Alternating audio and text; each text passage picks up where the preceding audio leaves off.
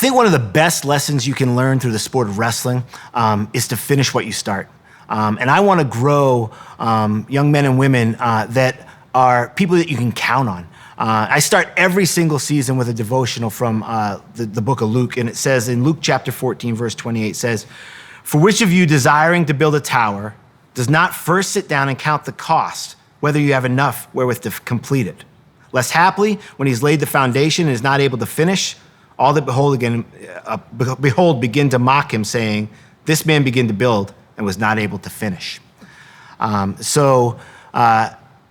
One of the things that I want to do through my coaching is build young men, especially when I'm working with young men. I coach a men's team, to build young men that will never get divorced. I mean, to be honest, that's a huge part of my goal.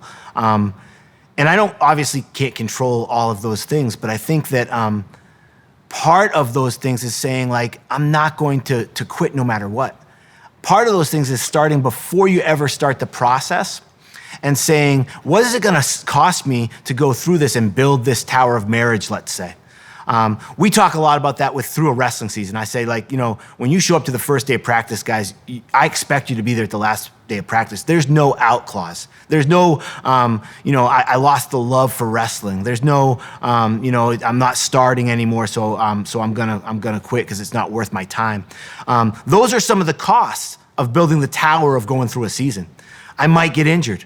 I might be a backup. It's gonna hurt sometimes. I gotta suffer through these morning runs and these lifts and these hard practices. My high school coach used to say I might have to do things that would make a goat puke, I want our guys to count that cost before they ever start a season.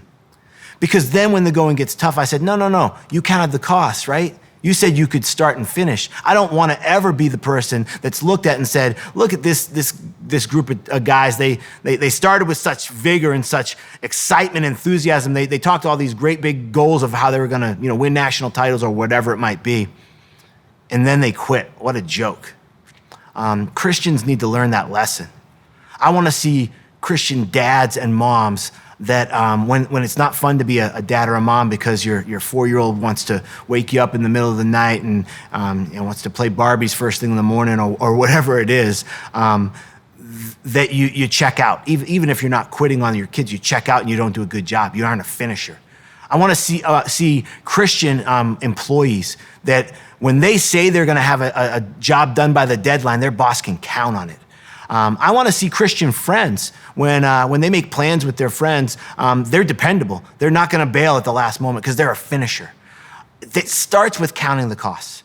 It starts with saying, what are the sacrifices I'm going to have to make to go through this season, or to be that friend, or to take this job, or to be in a marriage, or to be a dad. And so when I've counted the cost, then I can commit to finishing and building that tower to the end. Be a finisher. It's what a Christian ought to be.